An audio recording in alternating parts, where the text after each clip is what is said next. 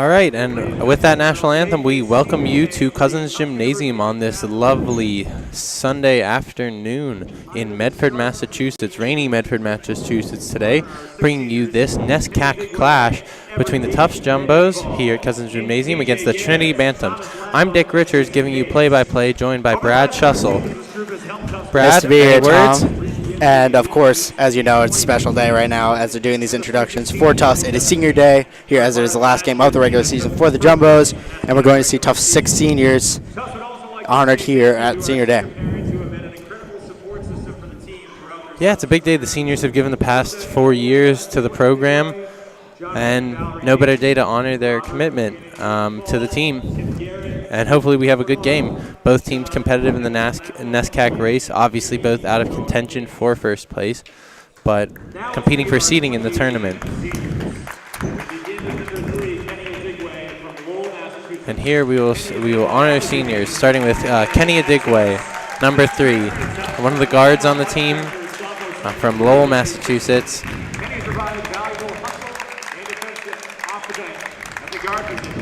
Kenny has always been a great role player for this team. Never quite got his chance to get a lot of minutes, but he's always been there. He's always been scrappy, and here we see him. Yeah, really. His parents there. Yeah, I've seen him come up pretty clutch in a couple of big games. Plays well off the bench. Really great role player for the team. Of course, you're a senior as well, Tom. You've seen a lot of these guys play for all your 4 years here. Yeah, it's true. It's true. I mean, obviously, like myself, not all of them got the minutes. They're freshman, sophomore years, but. Here we see the captain, Everett Dayton, one of the 4 senior co-captains for the Jumbos.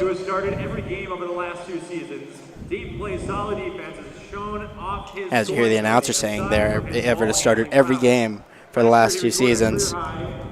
Sharing the backcourt last year with Tariq Smith, of course, who graduated, and now getting a lot more time as the captain this year. So great to see him honored here with his parents. Congratulations, Everett, and thank you for your dedication to Tufts basketball. Yeah, the last regular season game for the Jumbos, but definitely not the last game. We'll have an NESCAC tournament, maybe an NCAA tournament berth for the Jumbos. So absolutely. Hope to see that. Hope that this isn't the end of Jumbo men's basketball. And you alluded to the NESCAC standings before. There is a 5-way tie, actually. I don't know if that's ever happened in the NESCAC for first place. And these 2 teams are a couple games out of that.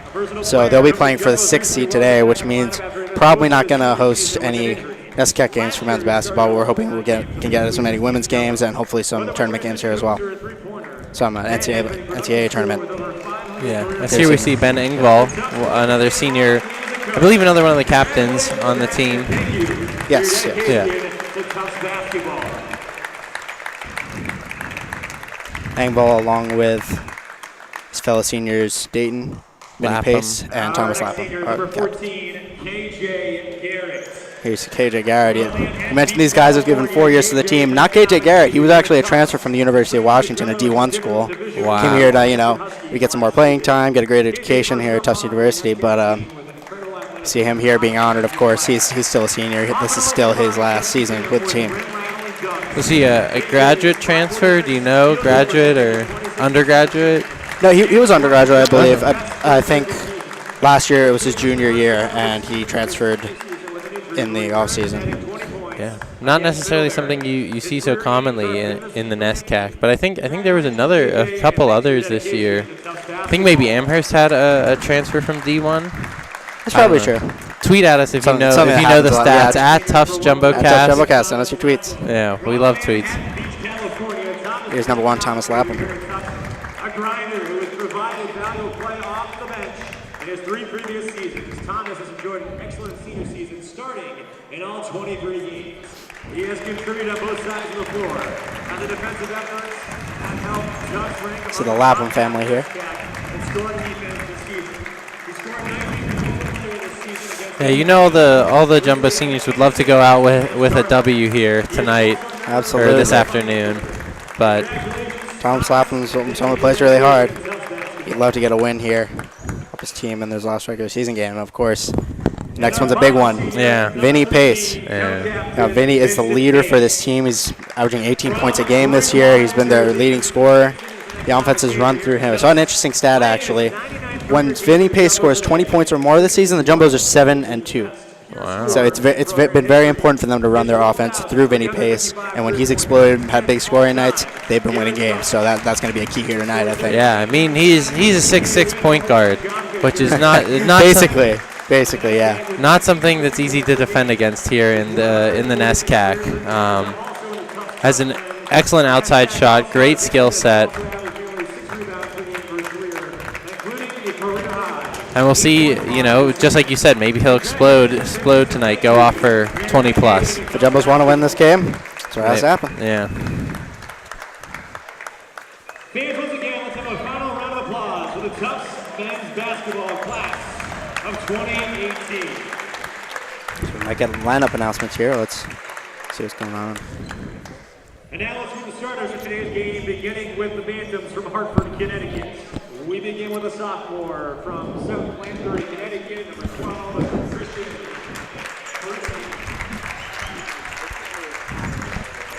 Sophomore forward guard from Milton, Massachusetts, number 15, Kyle Padmore. Sophomore guard Kyle Padmore. And then Christian Perizzi was the first name called.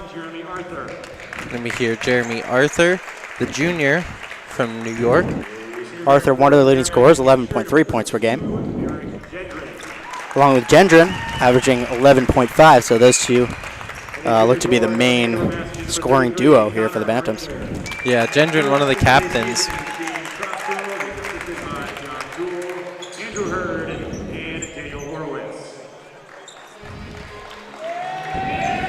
And we'll see the teams gather here for the final kind of hype up, get ready to play.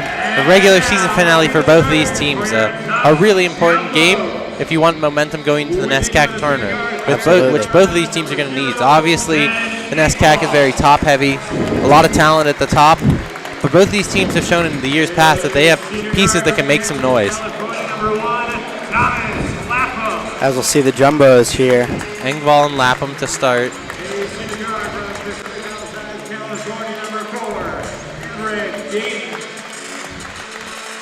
Looks like they may be going with a mostly senior lineup here, as they have been all season. Yeah, Engvall, Lapham, Dayton, and Pace so far. And you see the sophomore Eric Savage. Savage, of course, after Jumbos were without a few players to start the season. Ben Engvall and KJ Garrett were both injured. Engvall's played limited minutes all season, as well as the graduation of Tariq Smith and Tom Pileski. Jumbos were without a lot of scoring. Eric Savage, he was a freshman last year, was really coming into his own, and this year he stepped up, averaging 13.8 points per game, and he exploded this season. He's really carried the scoring load, aside from Vinny Pace. Yeah, I mean, that's what you need to see is obviously the Jumbos are playing for this season, hoping to, go deep into the NESCAC tournament, maybe NCAA tournament. But you always think about next year, and with all these seniors graduating, Eric Savage is going to be one of the lone returning starters on this team, and it'll be his turn to carry the load. Both teams playing a bit of small ball here. Patrick Gracie for the Jumbos that made center on the bench.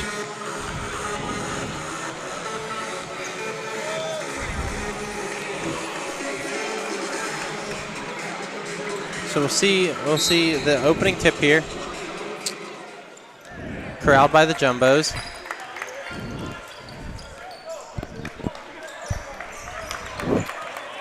Jumbos driving, handing it off.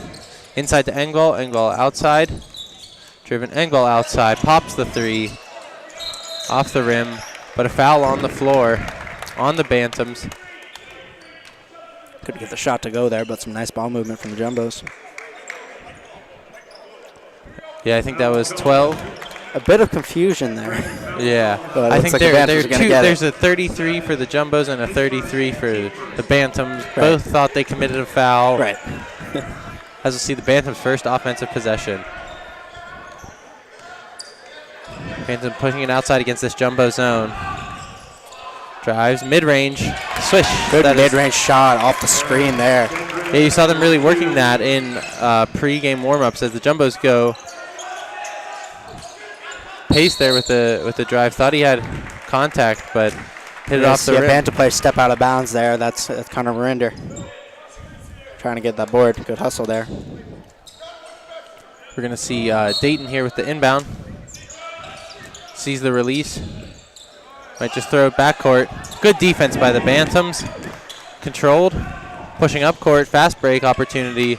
Oh, great drive to the rim, but unable to convert the attempt. And the rebound by the Bantams goes out of bounds. Jumbo's ball. Couldn't get that one, but a nice defensive play by Gendron there, playing both sides of the floor. Still has the only points in this game.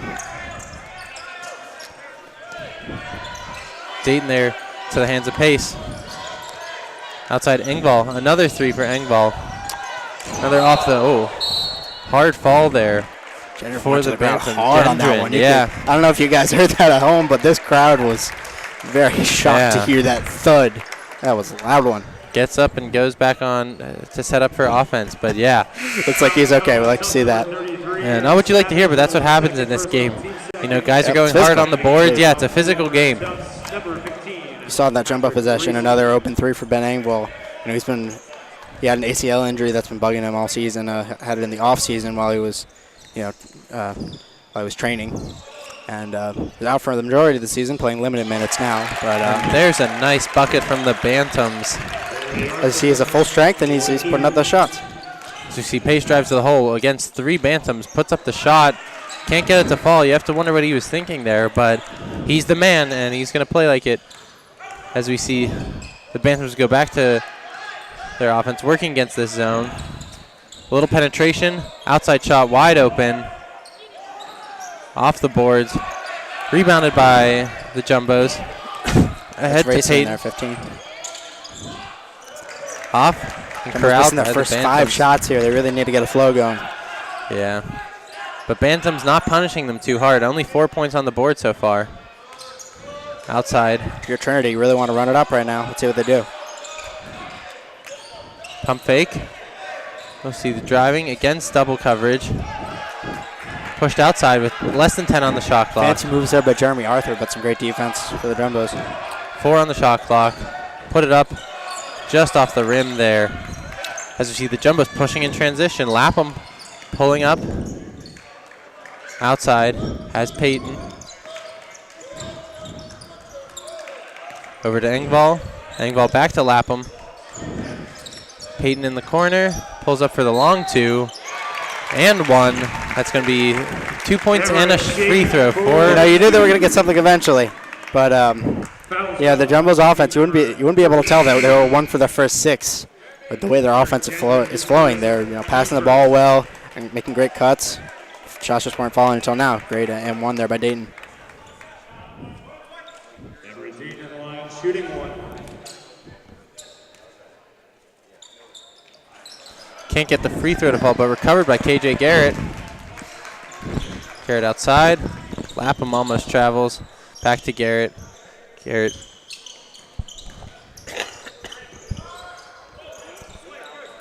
Garrett pulls up the 3. Can't get it to fall. Recovered by Arthur, I believe. Bantam's pushing in the corner. Jumbos like to trap him there. Cutting around. Inside. Back out. Good switching there. Great Jumbos steal by great Garrett, but it gets back in the hands of the Bantams. Tipped it back in, but they couldn't get it. Can't punish Garrett for that. Shot high off the glass, recovered by Garrett. Garrett pushing to Lapham. Has Dayton in the corner. Inside to great hook shot there for the Jumbos. Yeah, Patrick Racy, one of the lone big men on the Jumbos roster. Usually their starting center, of course, doesn't get the start tonight. He's only a sophomore. Today's senior day. You'll see the seniors out here tonight for the Jumbos. Hard fall, and they're going to get the call. Offensive foul on the Bantams. And Gendron's got to be careful now. Can't afford turnovers like that in a game that looks like it's going to be close, but I don't know. We'll see. We'll see if someone can pull away. It might be premature, only 3 minutes, 45 seconds into this game, but I don't know. You never It know. looks like a competitive battle. Yeah. Both teams with a lot to play for. As we see the Jumbos here setting up. Over Pace driving. Fouled and gets the shot to fall. And 1 for Vincent Pace. And you can see why he likes to go through contact. So good at scoring, drawing that foul. Fouls called on Trinity's number Yes, Trinity's going to take a timeout. Jumbo's on a 6, potentially 7-0 run here. Nothing to call home about, but really responding well after missing their first 5 shots, like you said, Brad. You mentioned Vinny Pace before having that 6'6" frame. That really helps him score inside like that. He's got such length. Hard for defenders to guard him without fouling. Yeah, I think that was the appeal when he was first on the roster, was his length and his ability to drive inside. And only these past 2 years, maybe his sophomore year, started adding the outside shot that made him a deadly offensive threat. And not a slouch on defense either, but obviously incredible score for the Jumbos. And he'll shoot one here. As the Jumbos come out with Racy, Garrett, Lapham, Pace, and Dayton. Bantams with a bigger lineup to counter Racy and Garrett.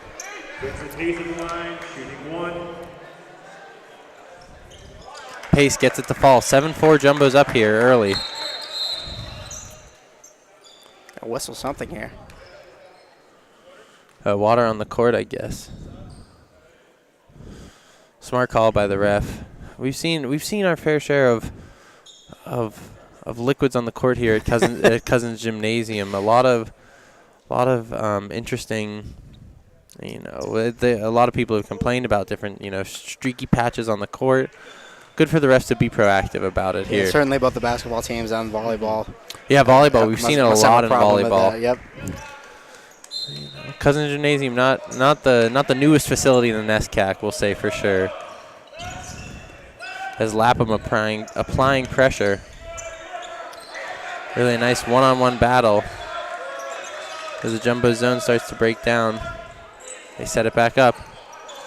Trinity playing the perimeter here, not really looking for scoring down low, but see if they maybe try to get it to their big or drive inside the lane, get those easy buckets, high percent shots. Great move to the hole by the Bantams. Like I said, driving inside, Brad calling it the Tony Romo of JumboCast. As Pace drives inside with contact. Garrett with the rebound. Outside to Peyton. Hook shot. Racy gets his own rebound. Drives up, unable to get it to fall. But that's okay, creating two free shots here. And another foul for the Bantams. See Dayton a little frustrated there. That shot couldn't fall. He didn't get his assist, but he created a great play. He should be happy with that. Yeah, great pump fake.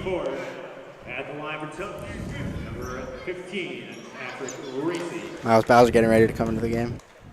See him on the bench. Racy shoots. Gets one. Jumbos extend their lead to 2. As Bowser subs in for Lapham. Not sure if we have a Miles Bowser fan in the stands here or a Colin Donovan fan, but they both just sticked into the game. Colin Donovan, number 14 for the Bantams. Yeah, Donovan subbing in for Perizzi, one of the captains, I believe. Or no, Perizzi's not one of the captains. It's Gendron and Dan Padalino. The Bantams working. Push it back outside. There's a trap.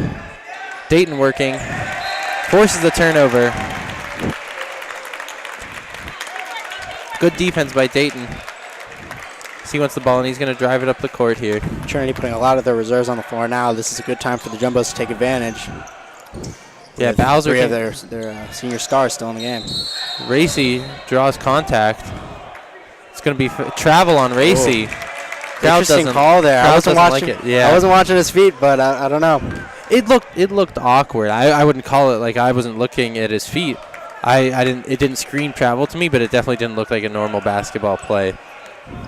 Maybe that was due to the contact, but good screen here for the Bantams. High shot, low percentage off the glass. Pulling that rebound down. And a great rebound. Judah Woney, the junior. And that ties it up. Pace here working on the Bantams. Goes inside. Gets the contact. He'll shoot 2. That's 5 fouls early for the Bantams here. Just over 5 minutes into the game.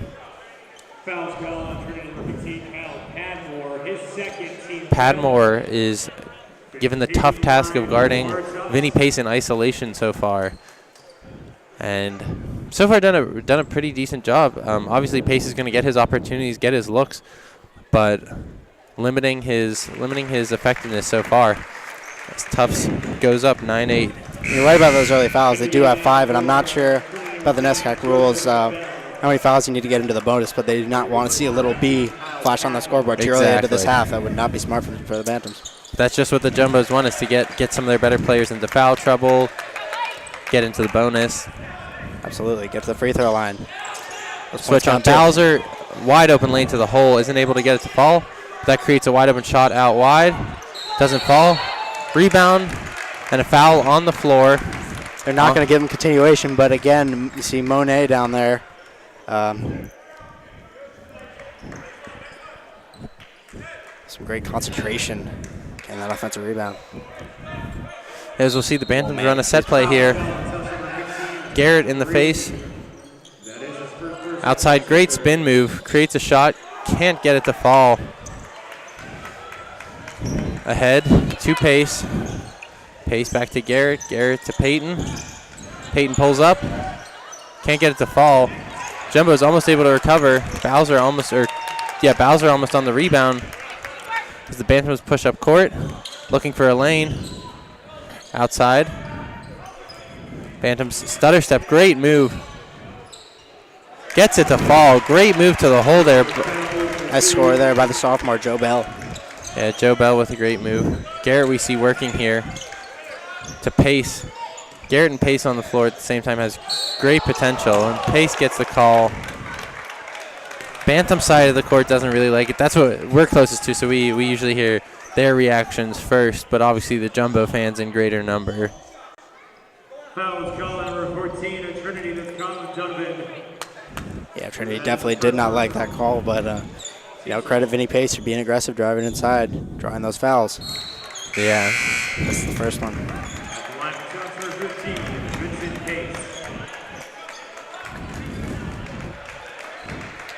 As we see Lapham subs back in, along with another Jumbo, both teams subbing into.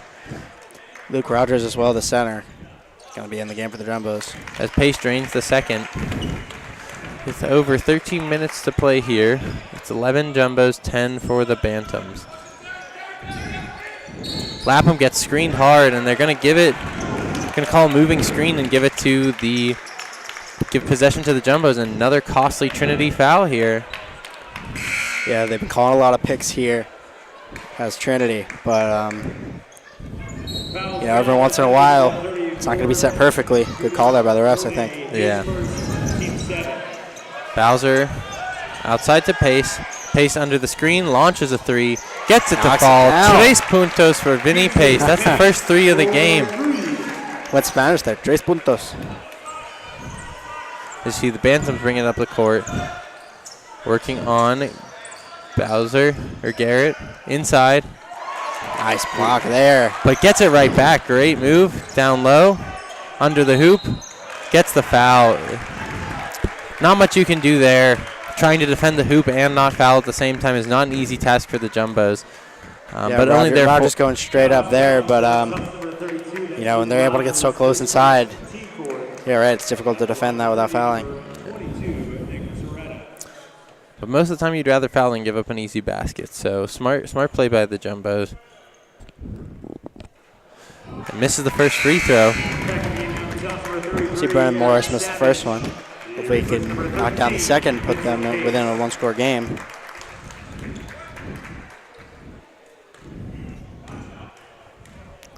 Yeah, Jumbos with a big lineup. Garrett boxing out, but free throw falls anyway. Ahead to Lapham. Lapham has Bowser outside. Garrett on the wing. Switches over to Bowser. See Eric Savage on the court. Look for them to call his number.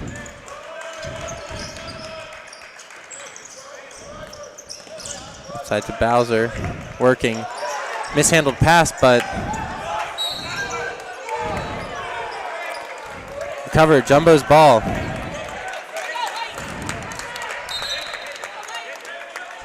KJ Garrett switching out. Will Brady's going to come up for Miles Bowser here. We're going to see Lapham inbound it. Back to Lapham. Dribbling. 4 seconds on the clock. Down low. Can't get it to fall. Interesting communication by the refs. I think one wanted a foul. They're going to get the call there. Interesting. That looked like it might have been a clean play. I'm not sure about that one. I don't know. If I'm the ref, I'm not calling a foul there, but, you know, that's not my job. Yeah, exactly. We're not trained officials or anything, but either way, Rogers is going to go to the line here. Yep. Shoot 2. Another foul for the Bantams, putting themselves in treacherous territory here with over 12 minutes to play in the first half. 8 fouls already. Yikes. Rogers swishes the first.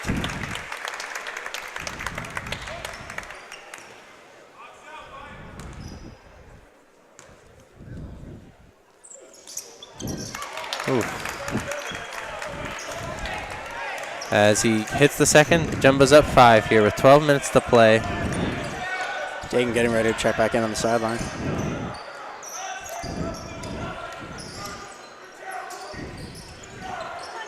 Good defense there after the double on Brennan.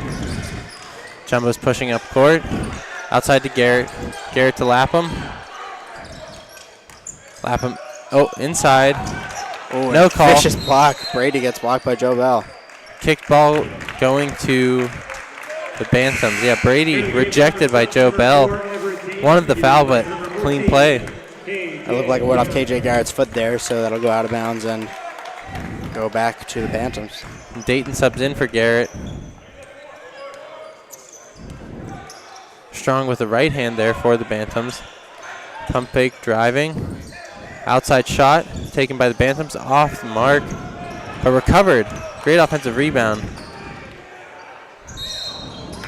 They're going to get him for foul on the floor there. Yeah, 13 fouls already between the two teams. A lot of fouls being called here early. It's going to be a long one today at Cousins Gymnasium. Tim Flynn at the line for Trinity. Yeah, you see the Jumbo's making a lot of subs. Trinity not as much after they got their starters out, after they got, Gendron and a lot of their main scorers on the bench. Their offense has kind of stalled a little bit. You might want to think about, getting your main guys back in there. Yeah, that's true. Trying to make sure Tufts can't build a lead. Yeah, but 5-point game. Give credit to some of these Trinity reserves able to hang tough with a potent scoring opponent here.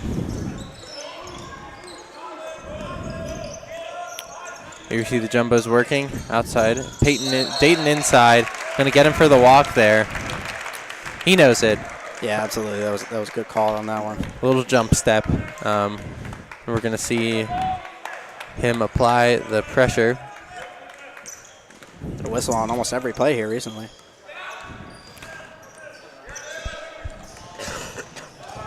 Clean lane. Can't get the shot to fall for the Bantams. Good floater there by Colin Donovan, but can't get that one. Shot open. Oh, in and out. And now the team's looking a bit cleaner. Big outlet pass. Able to save it, but right back to the Jumbos. Clumsy pass. That was a bad lead pass there. Oh. And then another one. ×2. Yeah. But clean lane for Lapham. Goes down hard. Doesn't like the no call. Outside shot open. Fakes it. Hoping to get something down low. Can't get it to fall. Rebounded by the Bantams, and they're going to look to slow it down. You know what? There's been some slopping passing here, so, credit Savage for trying to create his own shot. Couldn't get that one to fall, though. Yeah, we're going to see what the Bantams want, what they dial up here. The pick and roll doesn't work. They just go for an ISO play. Stuffbit gets the foul. And that's exactly what the Jumbos were doing to the Bantams early, and now the Bantams come back with their own version of the isolation, hoping to get some more fouls on the board for the Jumbos. Savage picks up his third foul this early. Yeah, that's surprising. He was on the bench for a good bit of time. I didn't think he'd been in the game that long, but. And they swished the first shot, cut the lead to 4. If you think about it, though, that one foul that they called early in the game was on Savage. So true. Not totally inconceivable that he could have gotten 2 since then. Shooting off the boards. Recovered by the Bantams. Full shot clock. Interesting play. I think it went off a Jumbo shoulder or head. Working on Lapham. Here working on Peyton. Inside. Oh, awkward landing. Gets it back. You saw number 10, Joe Bell for the Bantams, almost do a split there. That was that looked bad for a second. It's a bit slippery. They gotta we go clean the floor again, and you see the towel coming out. Yeah. Yeah, right by the Jumbo cheerleaders. I don't know their official name, but huge fans of the game. Great to have them. Jumbos don't always have cheerleaders, so yeah, that's true. We don't have them for many other sports. Yeah, they usually just come to the gym, but they're here. Bantams try to draw up a play, kick it outside. No screen on Lapham. Long shot. Almost got another rebound there, but Tufts does a good job corralling that. Pushing Lapham outside to Pace. Pace wide open. Can't get it to fall. Hard fall. Somebody. I missed what happened, but we heard a hard fall from another Bantam. Yeah, it looks like they're going to call that one on Tufts there. Probably the right decision if white jersey is going to the ground hard like that. Yeah. Things are getting scrappy here early at Cousins Gymnasium. We know, Bantams and Jumbos, not necessarily the best of friends, but yeah, and I think both teams are also a little frustrated that their shots haven't been falling here. Yeah, personal frustration, team frustration. Obviously, neither team performing as well as they would have liked in the NESCAC. We're under 10 minutes here in the first half, and 15. Again, not a lot of scoring on either side. A lot of these shots have not been falling, so it's understandable why that happened. It looks like they're give them free throws here. It might be a 1-on-1. I'm not sure exactly what the rule is on those hard fouls. Yeah. Gets it to fall, and Garrett hits the floor. We're gonna see if we can keep things clean here at Cousins Gymnasium. Obviously, familiar foes, but. So I don't see a little B. I don't believe the Jumbos are in the bonus, but how the bonus fouls do work, there's a single bonus and a double bonus in Division III. When you're in the single bonus, you're going to get 1-on-1 free throws like these, where if the first free throw is missed, the other team can get the rebound and bring it back, or your team can get the rebound and start a new possession. Yeah. Once you're in the double bonus, you're just going to get 2 plain old free throws. Lapham to Garrett. Garrett outside to Peyton. Peyton Lapham out over to Garrett. Garrett with the size advantage. Lapham driving, cannot get it to fall. And again, another shot missing here. Long outlet pass, same great reverse layup for the Bantams to tie it up. And the scoring drought is finally broken. Nice shot there from Donald Jordan. Donald Jordan also on the receiving end of the other outlet pass that went too long. Long pass from Pace to Garrett. Garrett gets the contact, gets the floater to fall. Garrett doing the same thing for the Jumbos. And we're going to start scoring again. Got to put it in the basket. See Gendron here back in the game for the Bantams. Long shot, can't get it to fall.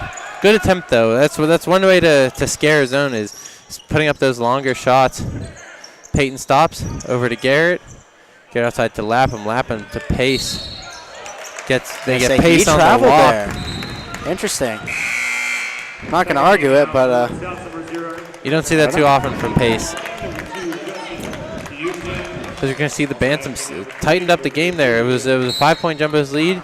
Now up to 2, but at 1 point 16-16. We got a little over 8 minutes to play here in the first half.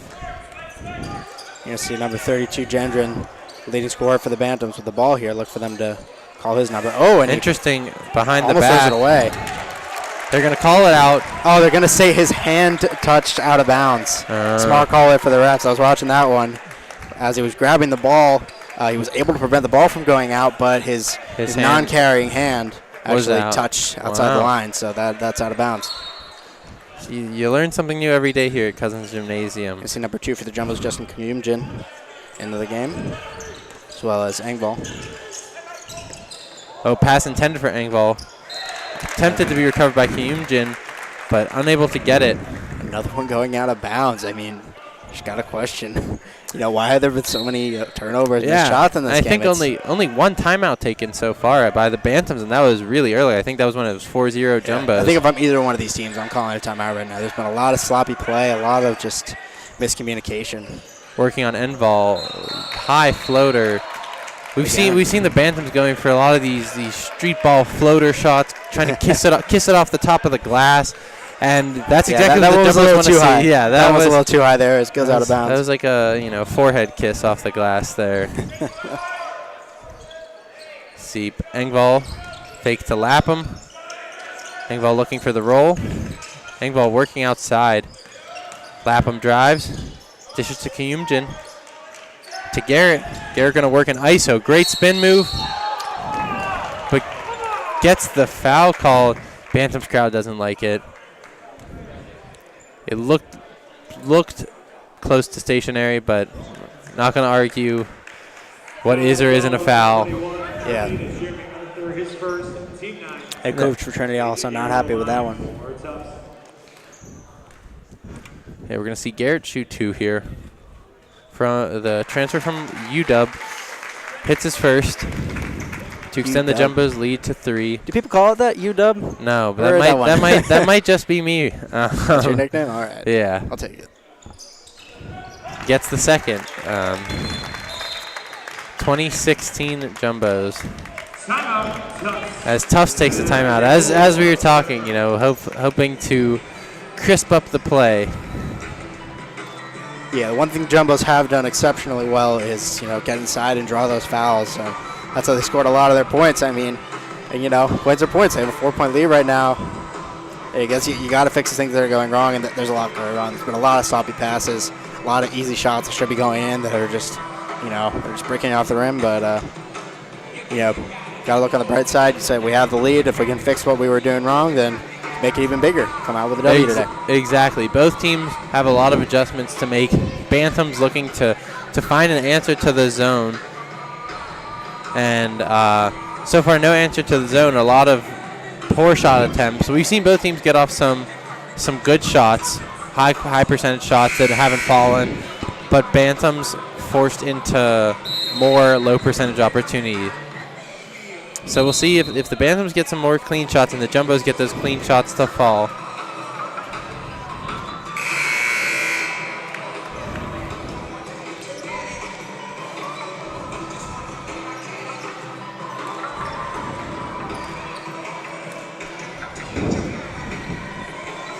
As the music fades, we hope to get back to some basketball action here. Bantams check it in.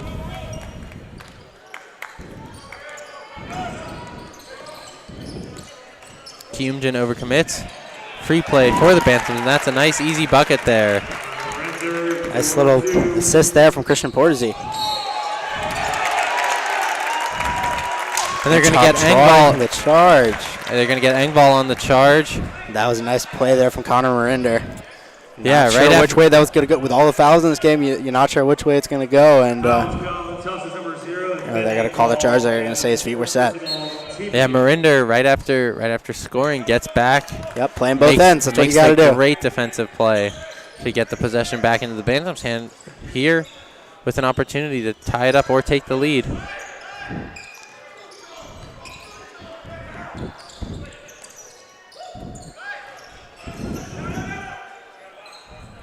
Ten seconds on the shot clock. Bantam's not doing much of anything. Working on Lapham.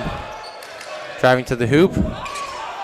Great attempt, but not able to get it to fall. Yeah, with 4 seconds left, that's all you're going to get. Pace working. Pace dishes inside to Garrett. Garrett gets the foul call. Going to draw another foul here. We see some scrapping down low. Yeah, Garrett also, like Pace, great at drawing contact. Great at getting to the free throw line. I can't tell if it's, just a conservative officiating or maybe both teams are just playing hard-nosed basketball, but there have been a lot of fouls in this half. Yeah.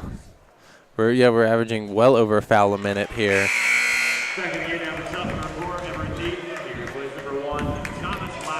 Dayton replaces Lapham. As Garrett shoots his second. Jumbos don't even try for the rebound. Give it right back to the Bantams. As Kyumjin sets up, overcommits. We get some penetration. Open on the outside. Garrett almost gets a steal. Working inside. Great pivot and hook shot for the Bantams. Another great score there for Connor Marinder. Yeah, Marinder proving to be really effective down low. Engvall working on Marinder. Over to Dayton. Kyumjin working on, Garrett wide open for 3. Can't get it to fall. Rebounded by the Bantams. The jump shooting has not gone well for either team. We saw that 1-3 hit earlier by Vinny Pace. Another one by KJ Garrett before, but since then, both sides not really hitting from long range. And as you say it, the Bantams miss a 3. Dayton working. Oh, and they're definitely going to call an offensive foul on that one. Dayton pushing off. I don't think he likes it, but that's what happens when you throw your arm out like that. Defender's feet definitely look to be set, and these are things that are not going to show up on the stat sheet, but some great, foul drawing here, charge drawing. Yeah, exactly. Sometimes, especially in the pro game, we see some flops, but that didn't even look like a flop from the Bantams. I think that was Garinder, one of the captains, 32. As the Bantams they're in striking distance here, looking to create. Pops it outside. Working, long shot. Gets it to fall. That's 3 puntos for the Bantams. It's Nick Soretta, the guard. Their first lead of the game, I believe, here with under 5 minutes to play. 23-21 Bantams. I don't believe that to be true. They went out to a 4. Oh, yeah. The game. They went out to a 4 one there. Yeah. KJ Garrett. You're right. First lead in a while, though. That is true. And Garrett gets the and one. They went up 4-0 and then let up the lead to the Jumbos and have not held the lead since just now when they, when the Jumbos just tied it up. And Marinder, after the foul, going to be subbed out for Donald Jordan. Here, Garrett to shoot one on the and one.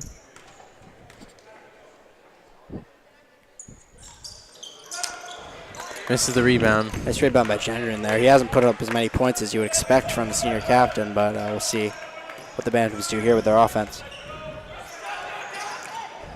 Working on Lapham. Jump shot. Can't get it to fall. Almost rebounded, but a little bit of contact. Too much for the refs, and the Jumbos will shoot 2. Bantams well into the double bonus now. Fouls called on Trinity number 20. Donald Jordan, his second personal. Jordan's second foul, as we're going to see Rogers shoot 2. A little over 4.5 minutes to play here in the first. Refs a bit confused here. They weren't sure if it was single or double bonus, but as you said, it is double bonus, and it looks like they're holding up a 2, meaning he's going to shoot 2 free throws. This is not a 1-on-1 opportunity.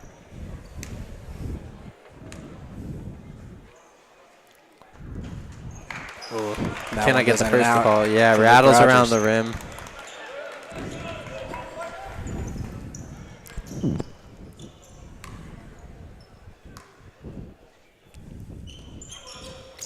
Same thing.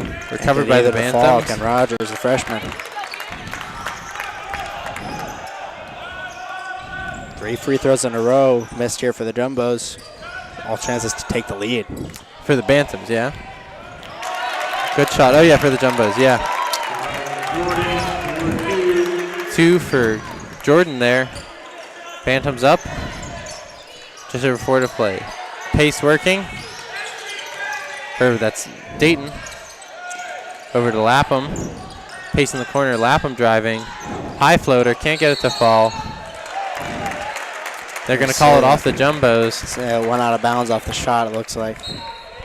They're trying to get there to save it, but it looks like it already bounced. Second game now for Trinity number 23. Tim Flynn, here course number 21, Jeremy Arthur.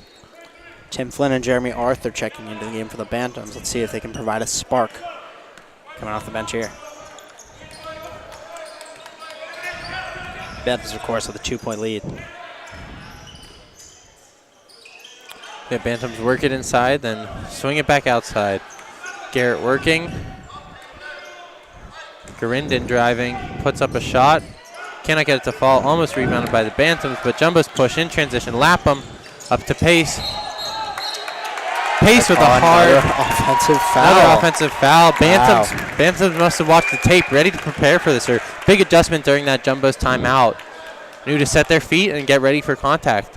Nick Soretta, the sophomore guard that time, drawing the foul. Fouls called on Tufts number 13. That's Vincent Pace. And that puts both teams at 10. I believe 10 is the double bonus, from what I remember. But I think I have more familiarity with the women's game, which is done in quarters. Than yeah, it's a little bit different. You're right. Oh, inside to Garinden. Oh, they're going to call the offensive foul on Gendron here. Yeah, Gendron gets the... It's got to be some kind of record for the number of charges here and a half. Yeah. Yikes, it's a lot. Gendron will go to the bench here. That's pretty big for the Jumbos, actually. Yeah, Gendron, one of the captains. Yeah, he's the captain. He's their main scorer, and yeah, he got in foul trouble take early. Advantage of that here and then grab the lead. Yeah, Garrett to Pace, and with Garrett and Pace on the floor, Pace almost gets it to fall. Recovered by the Bantams. Hard-nosed defense there for Trinity, preventing Pace from getting that easy layup. Garrett in his face, working spin move, dishes down low. Just has to fight to recover gravity, but great hook shot by Jordan, able to get it to fall. Jumbo's pushing transition. Dayton here, working outside to Garrett. Corner to Lapham. Lapham gets a screen. Over to Pace. Pace working, spin move, trying to generate his own shot. Pulls up, can't get it to fall, but recovered by Rogers. Really, maybe not Rogers, maybe Racy. Great rebound and spin move there in the post. Luke Rogers getting that one to fall. Getting the Jumbos within 2 of Trinity here. Trinity working inside on Garrett. Gets it off the glass. Nice shot created there by, I believe, Arthur. That's Tim Flynn, actually, for the Bantams. Tim Flynn. Good job scoring through the content for him.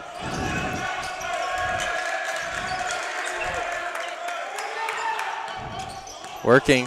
There's Dayton. Over to Lapham. Lapham outside to Dayton. Dayton trying to create. And gets it to fall. Big and one on the floor for Dayton. As you've seen, both teams' scoring efficiency go up ever since we talked about, ever since the timeout. Both teams putting more shots in the net. Maybe some early adjustments. Teams have had, a few days off. Yep. And you saw the head coach of Trinity, James Cosgrove, there, yelling at the refs a little bit. I didn't hear quite what he said, but I'm sure it wasn't very polite, Tom. Yeah, no, definitely some colorful language as Dayton nails the shot. You're going to see Tim Flynn inbound here. Works, gets past Lapham. Lapham coming from behind. Rolls. Good move to the bucket, but can't get it to fall. Pace working. Gets the ball ripped out of his hand. Jumbos almost lose it. Or Bantams almost lose it. Jumbos then lose it. Ref's gonna have to figure out what's going on here. Bantam's ball.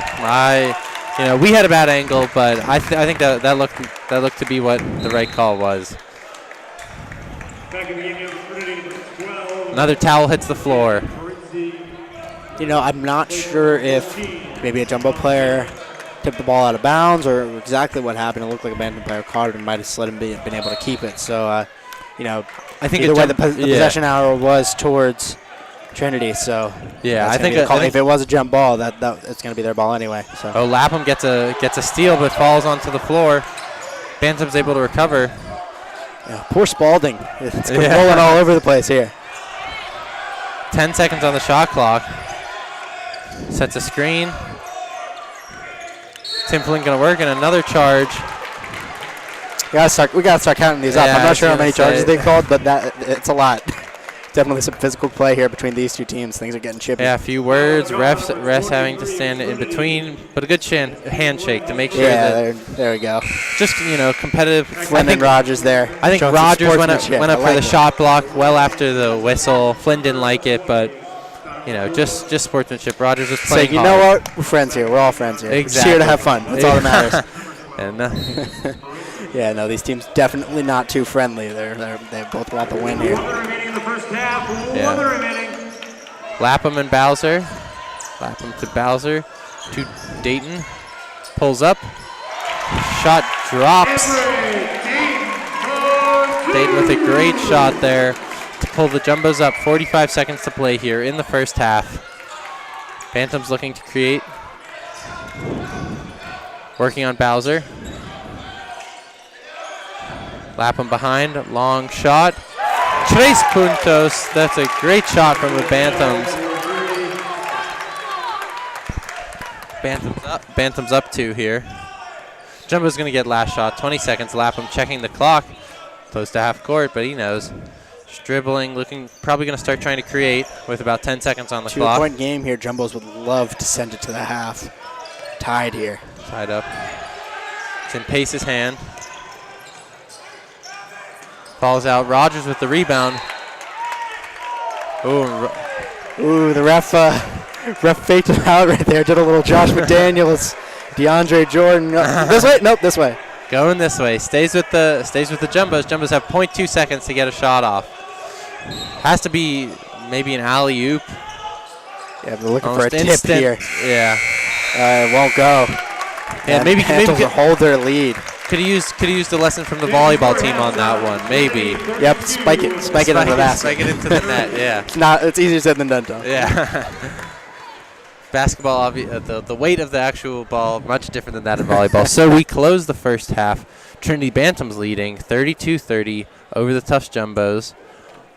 After the halftime break, we'll rejoin you here at Cousins Gymnasium to bring you the conclusion to this really exciting conclusion to the NESCAC season.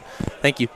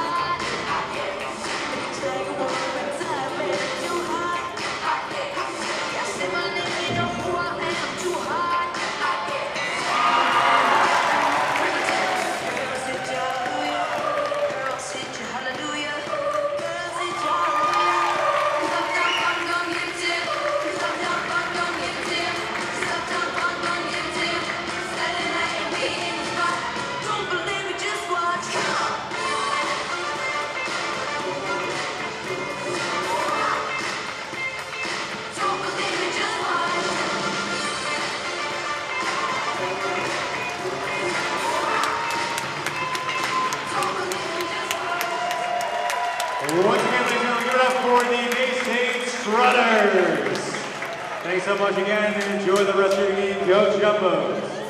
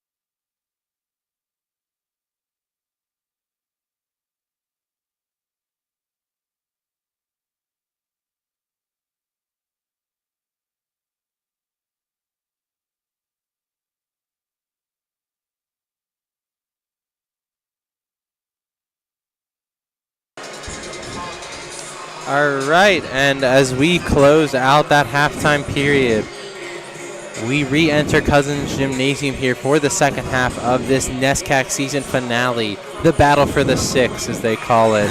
It is 32 Trinity Bantams, 30 Tufts Jumbos. Yeah, of course, what Tom was alluding to is the NESCAC standings. You didn't hear it before. There's a five-way tie for first atop the NESCAC between 5 teams. I believe it includes Williams, Hamilton, and Amherst, as well as a couple other teams. And see Tufts and Trinity here. They're fighting for that 6th seed. The winner of this game will receive that seeding in the NESCAC tournament, and that'll affect some of the matchups that go on in tournament play. Yeah, I don't know what the tiebreaker looks like, but I believe this is the only game that they play all season, so I think the winner would get the tiebreaker over the other team. No, the tiebreaker for the top 5, like who gets. Oh, interesting. Yeah, because 2 teams that could theoretically be 1-2 might end up playing in the 4-5. That's true. They all play each other, so I think it's whoever's beaten the most of their opponents. I'm not sure though. Okay. So you see the Jumbos come out, working. Dayton working.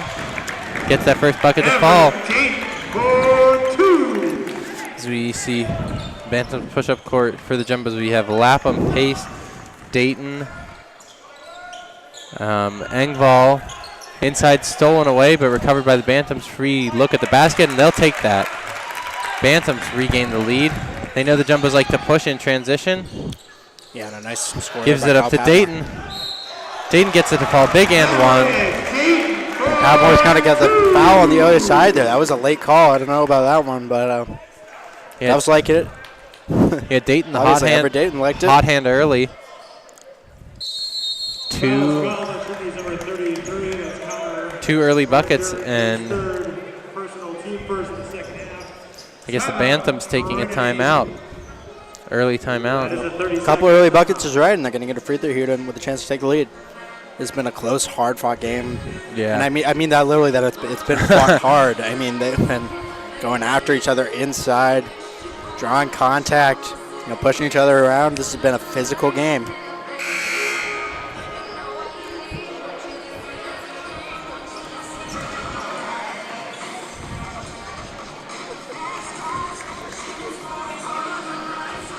As we will see Dayton shoot one here early in the second half. Jumbo's looking to continue putting pressure on the Bantams. Dayton gets it to fall.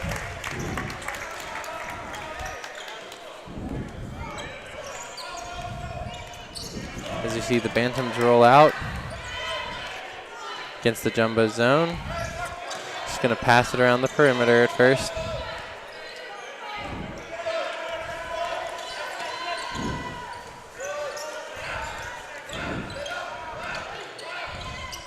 Pulls up one-handed, great shot, but toilet bowls out. Excellent shot creation there. Can't get it to fall. Cutting to the basket. Pass just off the mark there for Lapham. Not too pleased, but understands, simple mistake, easy fix. Definitely. And this one looks like it's going down to the wire here. Jumbo's up 1, 18 minutes to play. Working in the post, on pace. Kicked outside, open lane. Gets the foul call on the shot. Well, the fouls that are being called, they're going to keep driving it inside. I just dropped drawing the foul there by Kyle Padmore. Yeah, Padmore to shoot 2 here. Gets the first. And that was one thing we saw. We saw both teams have stretches of ineffective free throw shooting with so many fouls being called. That's something that both teams could look to improve upon as Padmore hits both. Gotta be able to hit your free throws. Calling that for a reason. As Lapham sees what he wants to draw up. Gets the screen from Engvall. Great defense on pace. Working down low. Up and under. Gets the basket for the Jumbos. Eric Savage here. The Jumbos starting lineup from the first half. Or from the start of the first half. Savage, of course, went to the bench pretty early in the first half with 3 fouls, but he's back in the game here. Already getting buckets. Good cut, but isn't able to get it. Thrown outside, given away. Jumbo's pushing in transition. There to Savage. Savage working. Going to get a body call. Stays with the Jumbos. Going to be a blocking foul there on Connor Marinder. Foul was called on Trinity's number 33, Connor Marinder. That is his 4th personal, 16 seconds. Coming in now for Trinity, number 34, Judah. He replaces number 33. See the Jumbos run a set play here. Go inside. Working. Can't get it to fall. Recovered by the Bantams. Savage down low in the post there. It's not exactly his game, but able to get good position, just can't hit the shot. Long shot blocked. Wants a call, but nothing from the ref there. Pace pushing, backing his defenders down. Gets the shot to fall. Nice little fader there from Vinny Pace. Gets that shot to fall there. Jumbo's up 3 here early in the second half.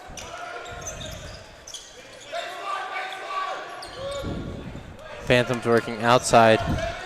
Jumbo's coming in a more depressed zone than they had in the first half. Down low, overcommits, but cannot get the bucket to fall. Good shot attempt, but unlucky bounce. It's the Bantams set up their own defense. Wide open in the corner. Savage bricks it. Recovered by the Bantams. Bantams pushing in transition. We've seen it over and over again. Both teams' jump shots have not been falling in this game. As we see another one here from Trinity. There it is. 3 puntos for the Bantams to tie it up. See Arthur there hitting that 3. Hopefully for his team, that'll give the Bantams a spark. Engvall sets the pick. Engvall for 3. Laser shot. Can't get it to fall. Recovered. Bantams off to the races. Out wide. Give and go. Good foul. Way to draw that by the Bantams. Nice little fast break run there on the 3-man weave. Yeah. From Trinity, and they get the foul call. Textbook. Exactly. I think that's exactly what you want. Yeah, that's from like the John Wooden playbook right there. Personal team second. At the line for Trinity, number 12, Christian Rizzi. See Soretta having a conversation with the ref there. Bricks Probably the not first happy free about all throw. the fouls that have been called in this game. Jordan, number 32, along with number 15, Patrick Eric Gendra checking into the game. Of course, that's huge for Trinity. Yeah, as we see Perizzi here. Perizzi's been playing pretty much the entire game. Has not been subbed out too often as he hits the second. Bantams first to crack 40 here. Over 16 minutes to play. Dayton driving. Able to scoop and score. Nice layup there. Right through the teeth of the defense. Avoids it. Avoids the hands. Gets it up in the basket.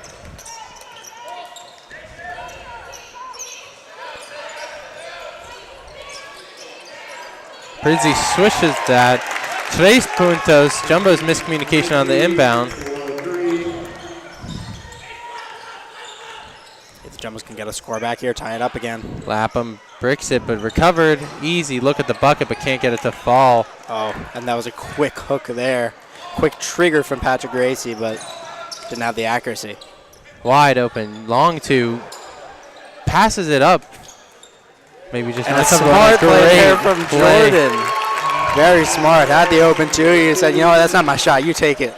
Yeah. Gets to his teammate. He goes in for They're the looking to get the reverse layup assist. and scores. And then there with a good D, a nice steal, forcing it out of bounds. Just enough to, get inside the Jumbo's heads. Lapham, field commander.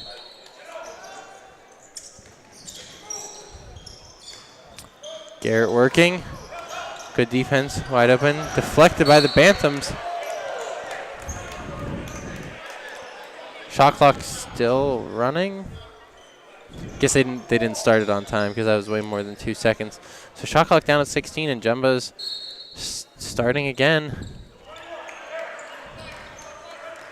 From behind half court. Really looking to milk this one out. Use all 30 seconds. That's because of great Bantams defense. Cut down low, thrown out of bounds by the Jumbos. Tried to do a little bounce pass there, but rode up on Patrick Gracie, but then that's going to go out of bounds and go to the Bantams. And Padmore subs out after the great move under the basket, gets a well-deserved breather. Good defense there from Garrett, preventing that shot from going anywhere near the rim. Gendron having to be careful with his fouls. Who's going to get it? Jumbo's trying to draw some contact. Good clean play, but put in by Dayton. Oh, Savage on that one. Great recovery there from Savage after racing, missed the shot again.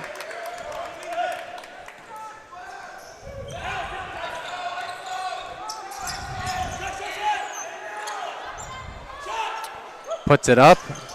Just bricked off, but contact on the floor. Yeah, climbed over Savage's back. Foul was called on number 20 in Trinity. John Jordan, that is his third personal, team third. I see Savage on the bench with Vinny Pace back in the game.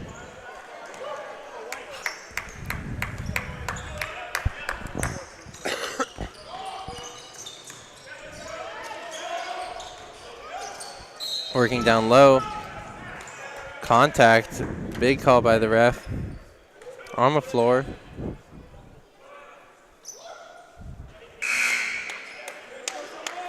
And Jumbo's going to inbound it here. Racy going to the bench in favor of Luke Rogers. Now Rogers, huge size. Lapham gets a free release.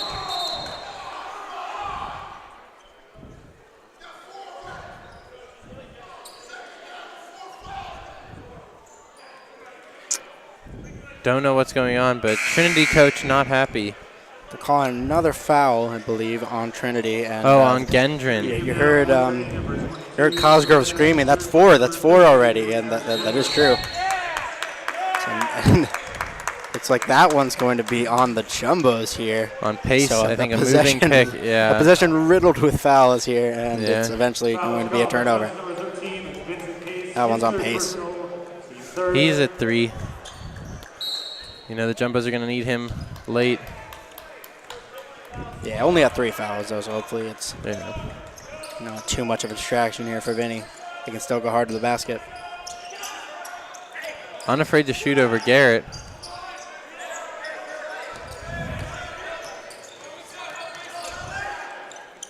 Loses controls, and it goes into the hands of Garrett. Costly foul there on the floor as Garrett slams it home. So Flynn turns it over, and then a blocking foul on Bell, which causes it to stay with the Jumbos, and they'll inbound it here.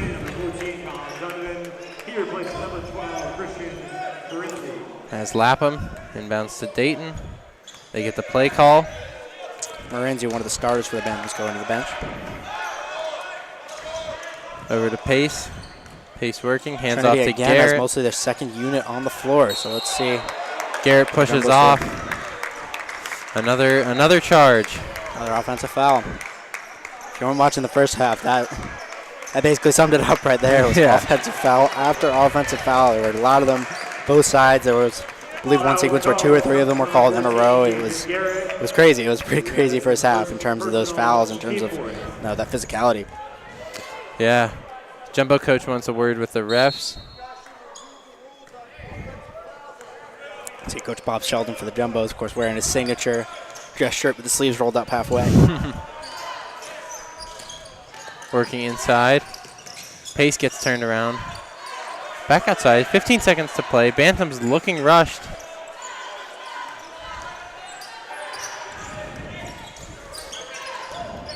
Good recovery.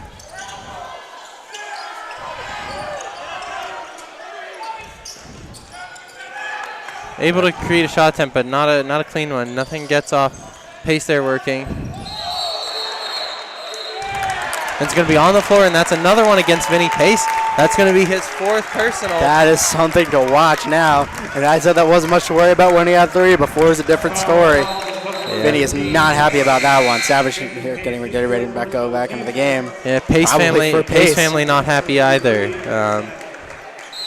Trying to plead his case, but I just saw Mrs. Pace actually on the sideline. She had a kind of a surprised expression on her face. That's not a happy time if you're a Pace right now. Yeah, or if you're a fan of mistake-free basketball, also not a happy time. A lot of fouls. Or if you're a fan of the Jumbos, really. And another And another. And just like that, You got a question. Is it the way these teams are playing? Is it the referees? I don't understand. I've never seen this many offensive fouls or this many fouls in general called in an SCAC game. It's unbelievable. I think it's a combination of the two. Refs are calling a tight game, and it's obviously a complicated game to call, and it's also just the nature of the two teams and the rivalry here. Handoff. I like it. To Dayton, yeah. Dayton drives, can't get the floater to fall. Tries to get the little floater, not to be. Dayton outside, gonna pop the three, bricked, covered. Bantams in transition, Lapham the lone man. And the body fall on Lapham. Jumbos don't like it, but the Bantams half loves it. Not much. Lapham getting turned this way and that. Didn't have a chance to set his feet. I think that was a good call by the refs.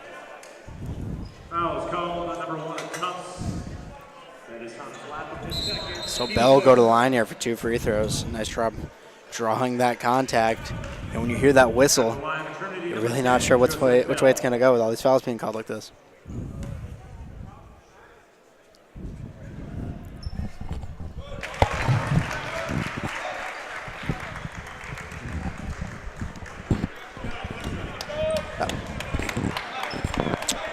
Yeah, as we're going to see Bell shoot another after converting the first.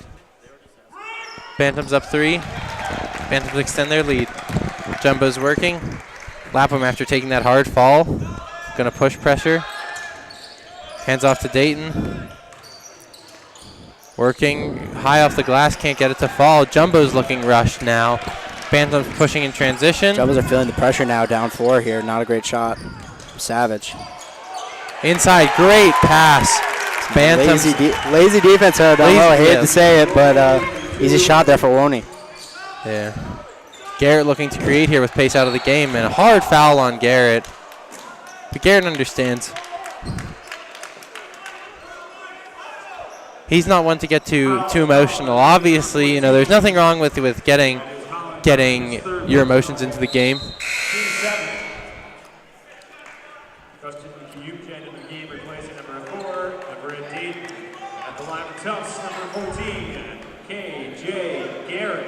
Garrett going to take the shot.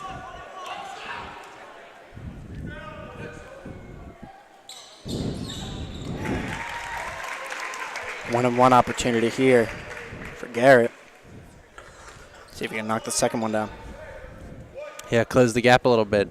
11 minutes, 45 seconds to play. Score standing at Trinity Bantams 49. Tufts Jumbos 45 after Garrett swishes the second free throw.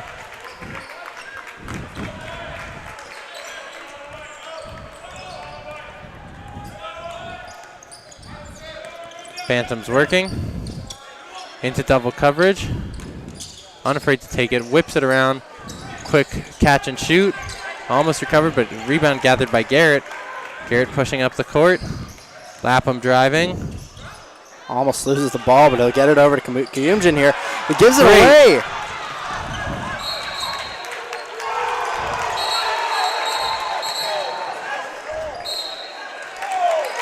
And a reversal of the call.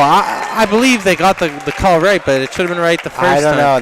That was a little too close for me. I'm not quite sure whether it went off the Bantam player's hand or the Jumbo trying to reach in and take it away. And as we start to, you might not be able to hear, but we hear the crowd getting involved as the Bantams just give it to Garrett. So, all that fighting for naught. Ball don't lie, you moron. Ball don't lie, yeah. You moron. That's the important part of that sentence.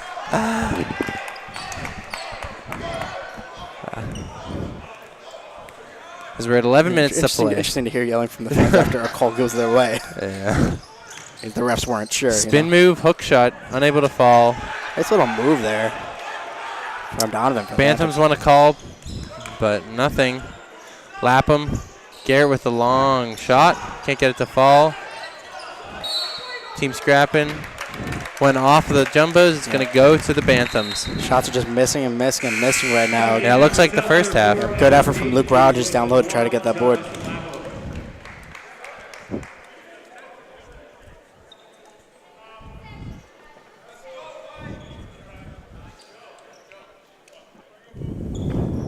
Jumbo's ready to set up their defense.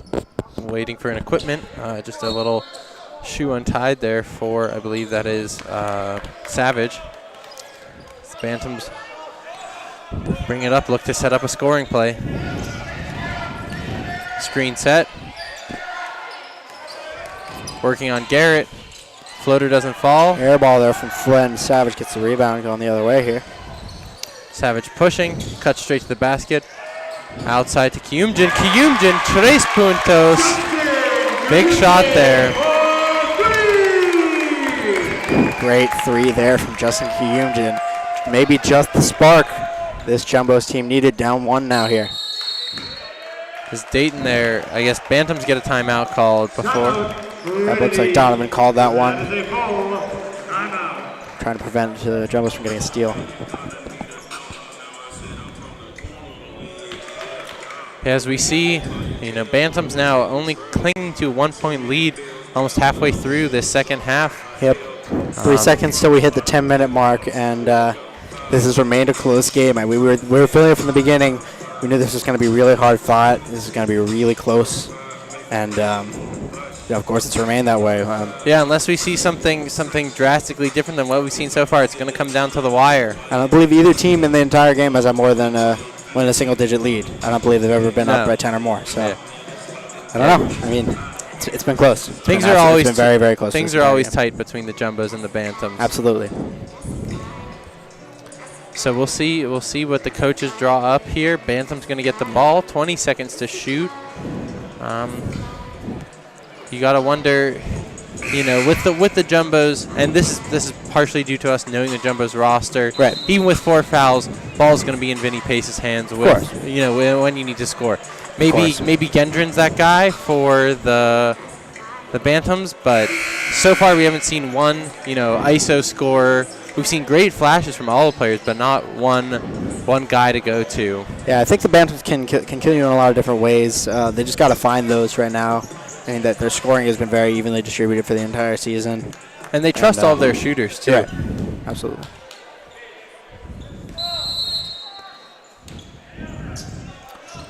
Set play comes out. Bantams on the outside working. Driving to the hoop down low. So Jordan trying to take advantage of a rotation down low. Couldn't do it. No foul call. Good rebound by Garrett. Bell with a nice move, but wasn't able to finish. 9.5 to play. Jumbo's working inside. Turnover. Open hole. Unable to get it to fall, but that'll be 2 free throws and a big foul for the Jumbos. Bantams will get a foul there, and the Jumbos, of course, missing a chance there to take the lead on that turnover. Yeah, big foul call, but obviously in those situations you'd rather convert the easy basket, but 2 free throws, able to convert, same thing. So we'll see what happens here on these shots. 2 points are 2 points, no matter what way you get them. And there, swishes the first. Now this will remain a 1-possession game, but I think the Jumbos would like to get a lead and start building it here as the second half winds down. Swishes the second. Bantams up 3. Dayton pushing up the court. Working Bantams a little bit more pressure on Dayton. Dayton with a crossover. Switches off. Gets some space. Bit of a push off here, but no call. Driving in a floater by Dayton. Dayton really coming into his own this game as a scorer. Yeah, and Dayton, that's his game right there. He's a great playmaker, but also a great inside, driving scorer. So see him with a nice little floater there. Working outside, Kiyumjin with the tough defense. Limited to all outside opportunities. Haven't been in the painted area in a while. Long 3. Oh, just bricks, but big offensive rebound. Cut to the hole. Great basket from the Bantams. Great Kyle move. Padmore right there. Yeah, Padmore. Great score off the offensive rebound. See Garrett. Over to Savage. Savage with a lane. Gets it to fall. Great basket. Ref's not calling quite as much. As Perizzi here brings it up. Rocking the jersey with the T-shirt underneath. Works it over. Outside pump fake. Garrett doesn't fall for it. Padmore working. Over to Perizzi. Back over, working down low. Dishes Garrett there with the quick close. Unable to finish there. Tough defense there from KJ Garrett. You know him for his explosiveness on the offensive end, but he plays some great perimeter defense as well. Kiumjin bricks the 3. Good shot attempt. Nice screen play, but unable to convert as Kiumjin here drawing Perizzi. See Thomas Lapham ready to check in for the Jumbos as well as Gendron for Trinity. Perizzi down low, great pass. Nice easy bucket there for the Bantams. That's Jordan there. Jordan with a huge swat. Big fall there, but there gets the high fives from his teammates here, and those, what a block. Impressive play there on defense. Yeah, Jordan. I think that was Jordan or Padmore. I didn't see that was the Jordan. numbers. Number 20 right there? Yeah. That was Donald Jordan with that block. Yeah, the bookends, the offensive play to defensive play. We'll see what happens. Jumbo's looking a little stalled. Engvall working down low, gets the foul call on Jordan. Good job of flailing his arms in the air, drawing that one from Ben Engvall. Engvall to shoot 2 here. Foul is called on number 12. Or maybe, yeah, on a shooting attempt, yeah. Gonna shoot 2. Yeah, we're gonna give gets a continuation on that one, absolutely. Yeah. That's the right call there. For Tufts. Swishes the first. Jumbo's within 2. So Lapham's going to come in for Dayton, and that's the 5 that Jumbos are going to be staying with. Yeah, Kiumjin staying in. And Engvall hits the second. Important free throws there. Garrett now applying the press. Pops it over the head of Garrett. Important free throws, definitely, as still a 1-point game here. This is going to be close going down to the stretch. Perizzi working on Kiumjin. Great cut. Unable to finish, but Gendron able to draw the contact. What a great backdoor cut there from Gendron. Unafraid, right off the bench. Comes back. Bang Engvall with the foul there. We're going to see Gendron shoot 2. Gendron at the line for Trinity. Just over 7 minutes to play here. As Gendron hits the first. And of course, Pace still on the bench for the Jumbos with those 4 fouls.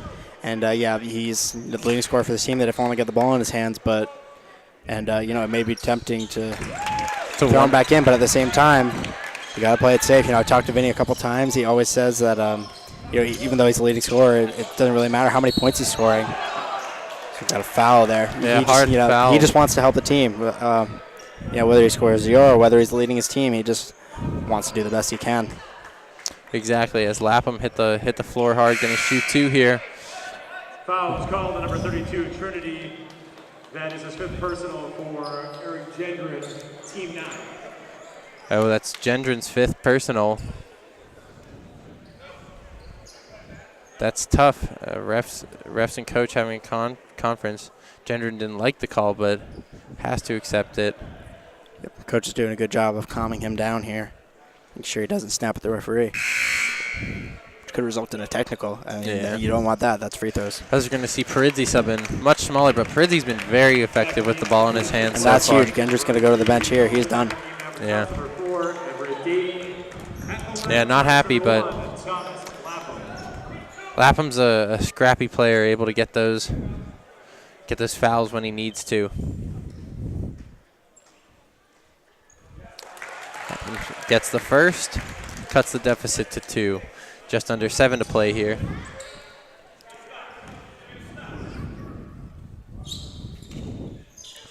Lapham to shoot, misses it. Engvall almost rebounds it.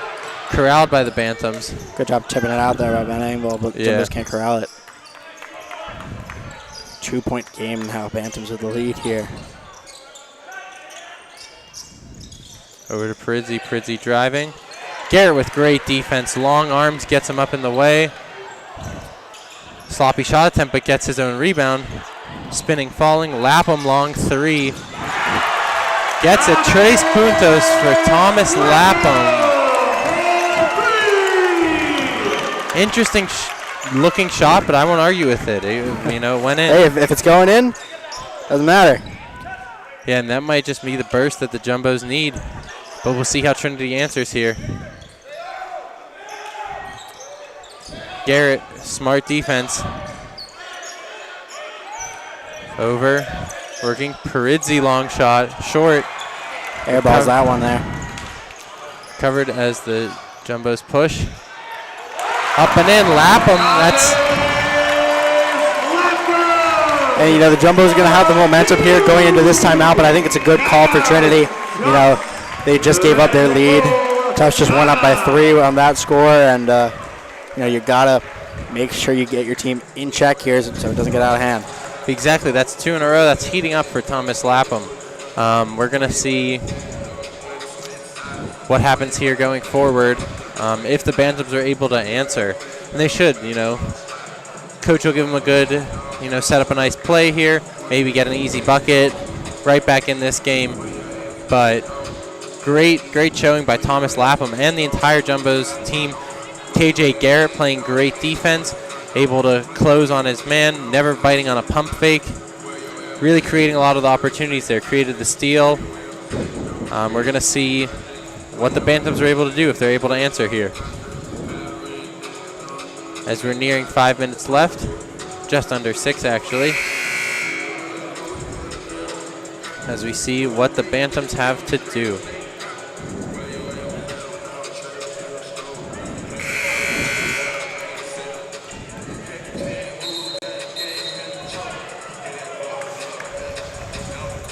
Refs want Bantams to hurry up and get on the court. Coach had a few more words for him, but we'll see.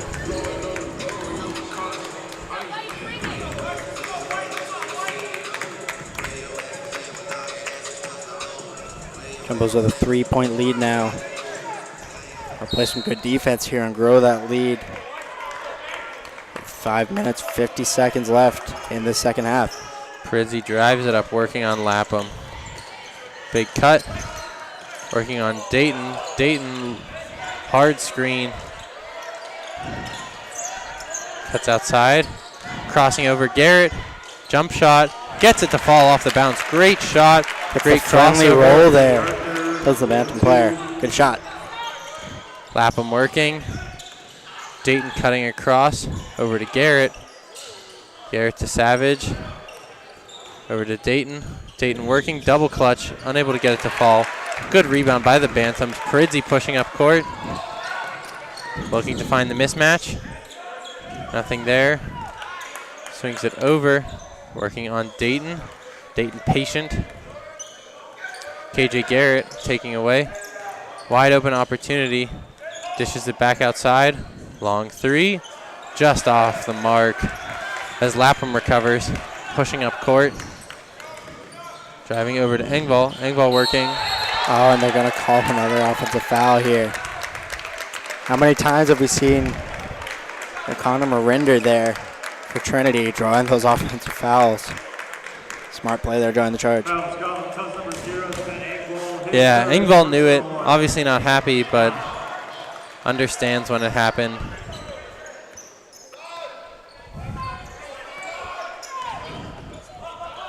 Big roll. Call reach and foul on Dayton there. Yeah. That one. Yeah, good play call. Just a simple pick and roll. Dayton's third. He'll stay in the game. Not worried about that. Pace, obviously, the big name for the Jumbos. Garrett done a great job in replacement. As we're into the double bonus here. This will be 2 shots. And if you look at the fouls for both teams, second half has been the same story as the first. We're up to 19 fouls now combined in this half. And it's just been a very interestingly officiated game, I'll say that much. Yeah. As we get 2 free throws there, Bantams now up 1. Just like that. Their lead here. Yeah, the timeout really doing wonders for the Bantams as Lapham pushes up against Perizzi. Switches over to Savage. Savage kicks out. Three blocked. That's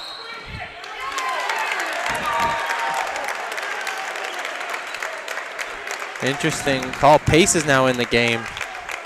Pace took that shot attempt that got blocked. As that's a foul on the Jumbos. Bantams to shoot 2. Yeah, not what you want right now if you're the Jumbos. Obviously, you got to fight for that ball when it's loose like that, but that's 2 free throws right there. Can't give them the easy points, especially this late in the game with it being this close. Yeah, as we're just under 4 minutes, 20 seconds here, we're going to see the Bantams shoot 2. Another free throw. That's 3 in a row.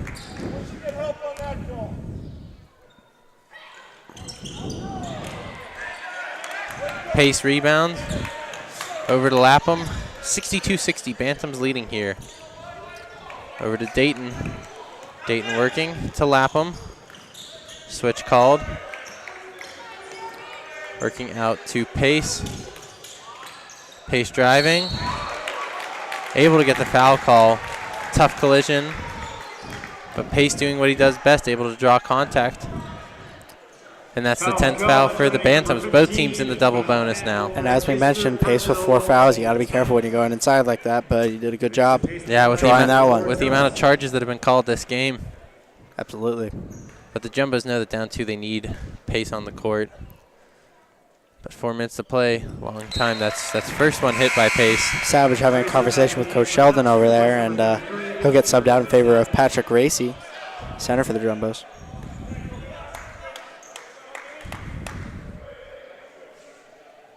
Pace shoots, misses the second, off mark. Garrett tries to get the rebound. As Perizzi just calmly walks it up court. Perizzi gonna work on Lapham. Swings it over.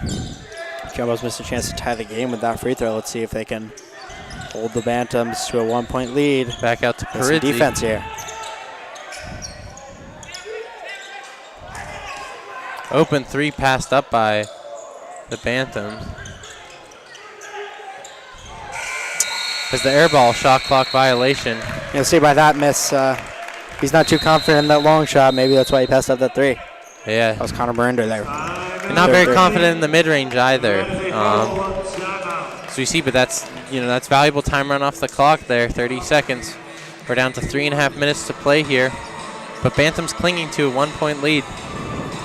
We've been treated here to an exciting game, a physical game.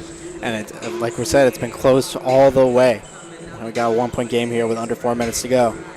See which team can, play harder, play smarter, come out on top. Yeah, we'll see what the Bantams do here on defense. Pace back in the game. I don't know if the Bantams were expecting him in this early, so it's going to be an interesting adjustment. Obviously, they knew he was coming back at some point, and they've been game planning for him all week. But what he does this early, what he does to their defense, we'll have to see how they adjust. And with Gendron, the Bantams, one of the captains, one of their leading scorers out. We'll see how their offense is able to create too.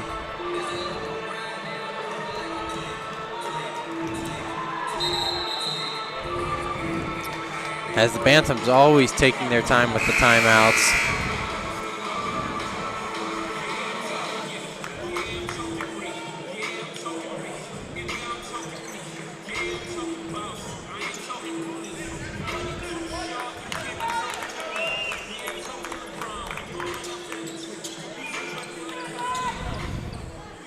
So it'll be Jumbo's ball here.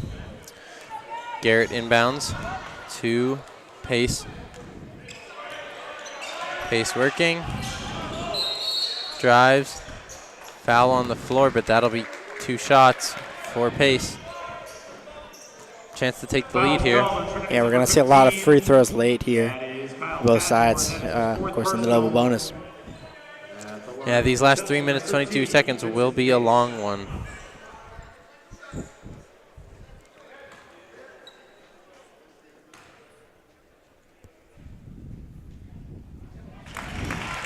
Pace knocks that one down. It's a tie game. This next free throw, of course, will be a chance to take the lead.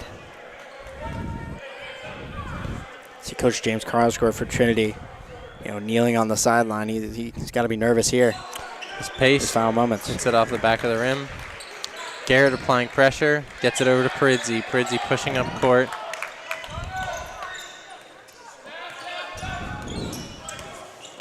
The pick and roll. Looks off. Marinden. Working on Lapham. Big size advantage.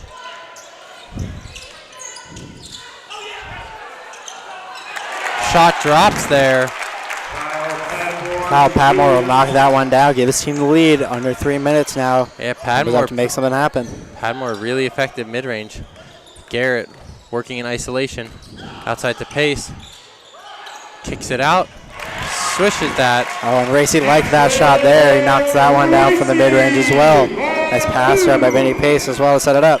And knotted at 64 here. 2.5 minutes to play.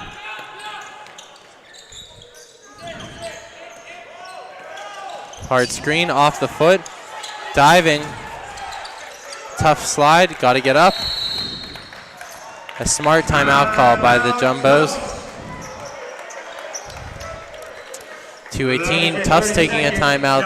Like we said, these last 3 minutes are going to we're almost go on and on. We're almost at the 2-minute warning here, and there's still been a lot of fouls, a lot of free throws, and a lot of action. We'll see what happens here. Yeah, we'll see what happens. Yeah, these two teams have both played. If you're the Jumbos, you're going to your best play right here. Maybe save it for later, but one of your best plays here, getting the ball in the hands of Garrett, Dayton, or Pace, obviously, and creating a high-quality shot attempt. Yeah, I mean, I've seen it once or twice. Vinny Pace hitting a big three-pointer to end the game, so we'll see what he can do here. I'm not sure exactly what's going to happen. They're going to have that chance to hit that shot to win. Maybe they'll be up by the time we get into the final few seconds, but we'll see. I mean, it could go either way here. 2 minutes, 18 seconds left. Tie game at 64. Yeah, we'll see the Jumbos inbound here. Line up on the floor is Savage, Pace, Garrett, Dayton, and Lapham. Padmore working on Pace. Quick switch. Pace open. Able to hit the shot. Long two. Nice shot there for Pace.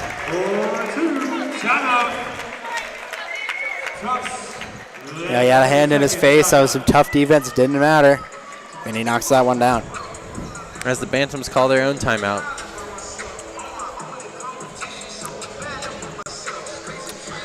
And we're at 2 minutes, 8 seconds after that. Pace isolation. We'll see what happens here. Obviously, this game with big NESCAC tournament implications. Who draws the 3? Who draws the 2 seed? Could very well impact it a lot. Obviously, neither team probably going to be hosting any of the tournament, but we'll see what happens. Again, Tufts just claimed a 2-point lead there on the Vinny Pace jumper.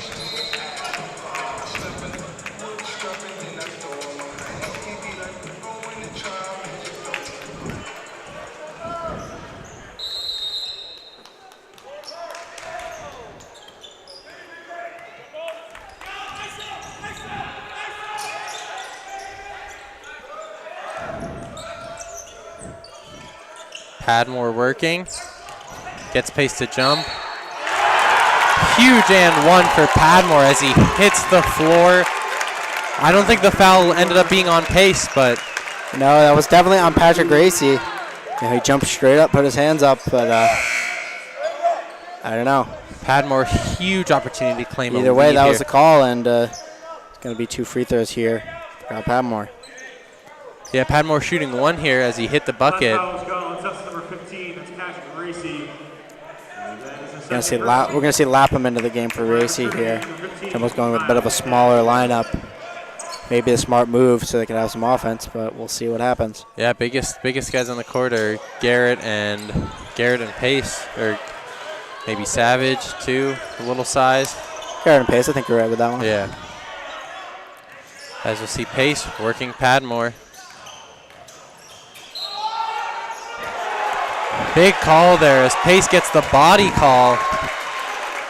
Looks like it's going to be an and one there. Looks like they're going to give him continuation. Wow. Trinity's going to go to the bench with a timeout here.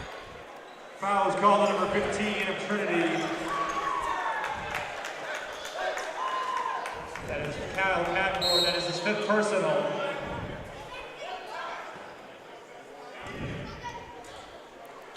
It looks like they're saying it's looks like they're saying it's 5 on another Trinity player. And yeah, I mean, with the nature of this game so far, 20 fouls just in this half between the two teams. Not surprising that another player might have fouled out. Yeah, more than 20, honestly. But if Padmore fouls out, he's just this half 20. Yeah, which is an absurd thing to say about the amount of fouls in a D3 basketball game. Yeah, I think. Yeah, maybe. I guess Padmore must have fouled out. Obviously, drawing the short straw, having to guard Vinny Pace. As Pace looks to hit one here, which gives the Tufts 69 points. Hits it. Tufts first to 69 there. 3-point lead. Three-point lead here late. Works up the court. Let's see what the Bantams do to respond. Clean screen. Outside. Long three. Gets it to fall. Huge shot for the Bantams. Great shot there from Jeremy Arthur. Of course, one of their top scorers. He knocks that one down. They depend on him for that kind of Pace score. here working, draws the switch. No call. Working, they're going to call it a jump ball. Looks like it's going to be a personal foul here, actually. Oh, really? Bantams fans don't like it.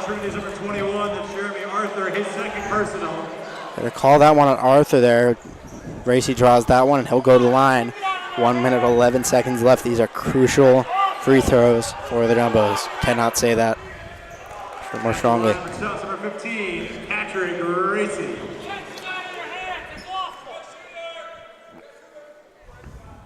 Hey, crowd getting loud. Racy misses the first. And he misses that first one. That's big. The team's knotted up at 69 here. We'll see what happens. Racy here to shoot, maybe to break this tie from 69-69 to 70-69. Able to hit it. Tufts up 70-69.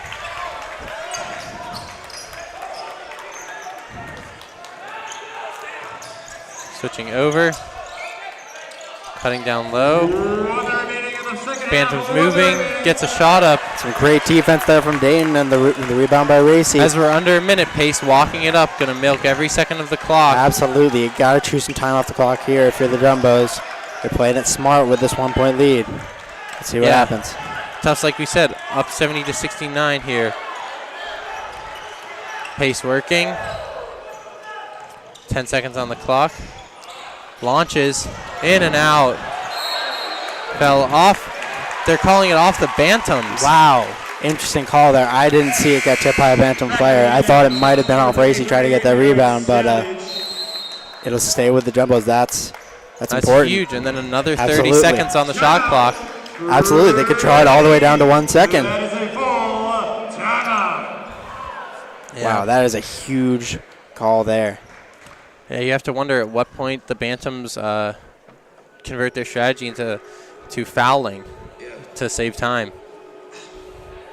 This might be it, but they might have confidence in their defense as well.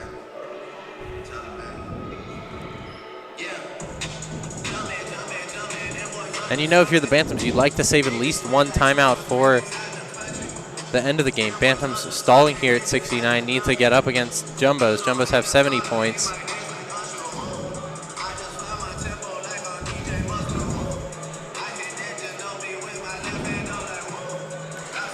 We're going to see a very exciting conclusion to this game coming up.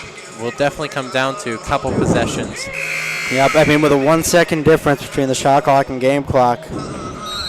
We'll see how the Jumbos play this here. Will they try to get a score? Will they try to just, get whatever shot they can with 1 second left? I don't know. We'll see. And if you're the Bantams on the other side, do you try to get a steal? Give yourself some more time to get a shot off? Or do you play it safe? Make sure you don't foul them. I mean, putting them on the line, even if you're giving yourself more time, that's not the best scenario. Yeah. for the Bantams. If you're the Bantams, you save one timeout, get your last offensive play call. But we'll see what they draw up here. Jumbo's running set play. Lapham cutting. Pridzy with the tough defense. And Pridzy to foul. Send Lapham to the line. Well, maybe they're confident enough in their ability with with more time on the clock that they could send them to the line. I don't know. Yeah, it's an interesting strategy here. Tufts has all their top free throw shooters in Lapham, Garrett, Pace. As they should. Yeah. I mean, smart play there from Bob Exactly. Sheldon. As Lapham hits the first, 71-69, Tufts up. As Racy subs in, maybe to try and corral an offensive rebound here. Savage will go to the bench. Of course, a rebound would be great here if you're the Jumbos. Lapham shoots. And it goes in. And that's a big one. He'll put Tufts up by 3. Here's the last possession of the game. Yeah, they need a 3 to tie it. Bantam 69, Jumbo 72. Huge foul on the floor by Lapham. That's going to be 2 shots for the Bantams. We're going to get at least a couple more free throws here. I have a feeling it's going to be more, though. It's when the Jumbos get the ball, they better be on top of them. Yeah. Make sure they can get those foul shots so they can get the ball back afterwards. Yeah, Soretto to the line here.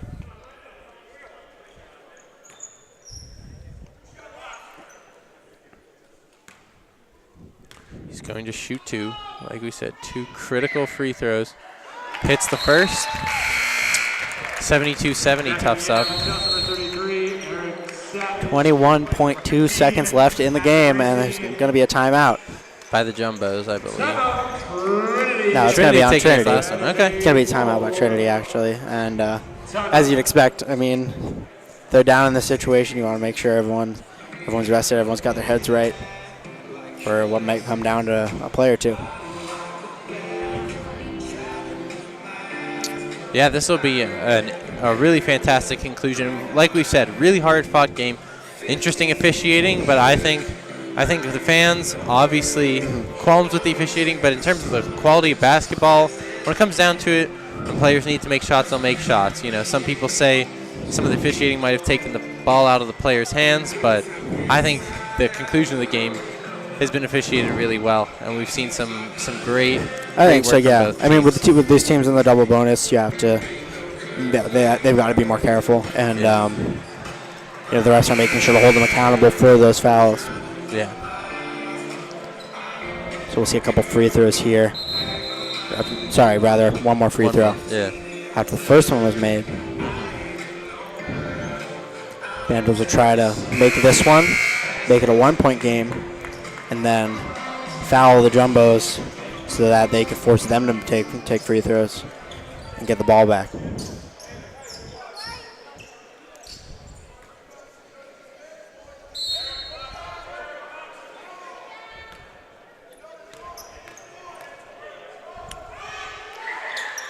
Gets the second free throw. That's huge. 71-72 here. Expect them to play very tight press here. Dayton gets a release. Lapham 2. Lapham's going to dribble as much as he can, get some time off the clock. And Lapham calls a timeout. Smart play there. Yeah. That way you get to get another inbound, take another couple seconds off the clock maybe. Prevent the foul as much as you can. A veteran move there. Absolutely. Lapham, of course, one of the senior captains here on senior day. That is a full timeout for Tufts. Yeah, I don't know about the men's standing in the NESCAC. We know that they're playing for 6th place here in the NCAA tournament. I'm not sure if they're going to get to host another game, but of course we at JumboCast want to thank these seniors who are going to be graduating soon. If this is the last game we get to broadcast for them, then of course, thanks for the memories. Thanks for the years of great basketball. Yeah, we didn't see Adigwe today, the only senior not to get any playing time. Maybe he has an injury or something, but otherwise, we got to see all of the seniors play a lot of valuable minutes. Really give their all to the team here in the last game, maybe that they'll play in Cousins Gym. Yeah, whether or not we get the broadcast, Jumbo season is not over. We're just gonna hope for some hosting during the NCAA tournament. Pace here to inbound.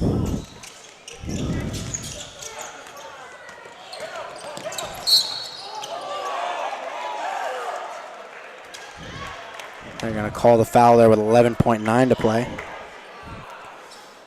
And exactly like the Jumbos wanted. I mean, it took about 10 seconds off the clock, and Lapham's going to end up going to the line. I mean, they wanted the ball in his hands. They know he's a capable free throw shooter, and they made the right play. Yeah, Lapham here to shoot 2. If he hits both, Jumbos will be up 3. Misses the first. Misses the first one. Now things just got a lot more interesting. Yeah, not what you wanted if you're the Jumbos, but let's see if we can make the second. And the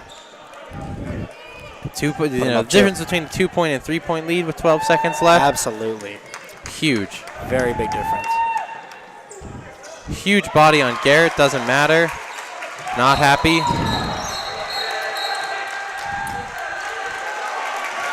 And a huge call here late. Foul. Donald on Jordan. Trinity. Wow, I wasn't sure which way that was going to go. I mean, I saw a Tufts player go to the floor, and Tufts is going to get the ball back. They're going to have to foul again and hope to, get a 3, get a quick score, and run it back again. I mean, maybe hope the Jumbos miss shot again at the free throw line. We'll see what happens. Yeah, Lapham going to the line.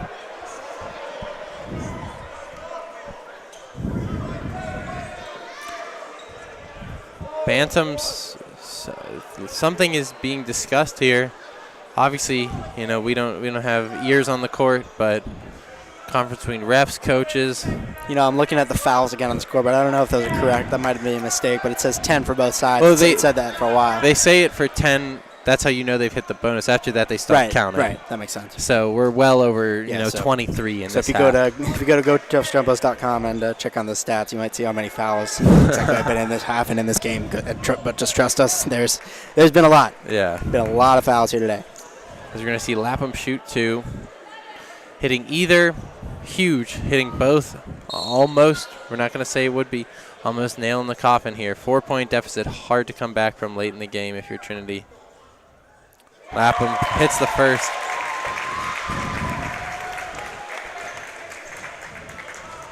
(74-71) Jumbos here.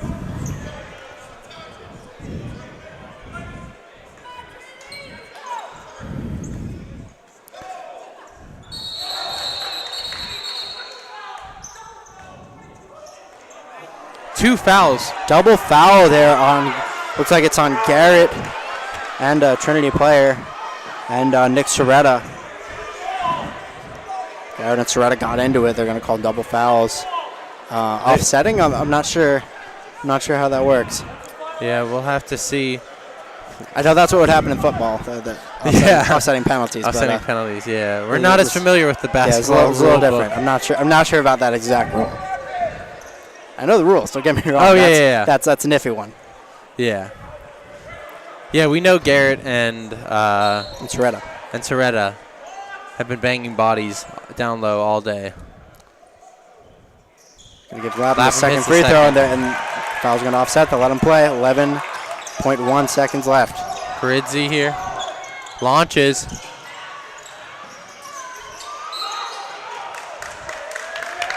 Off another foul there. 3.6. Free throw.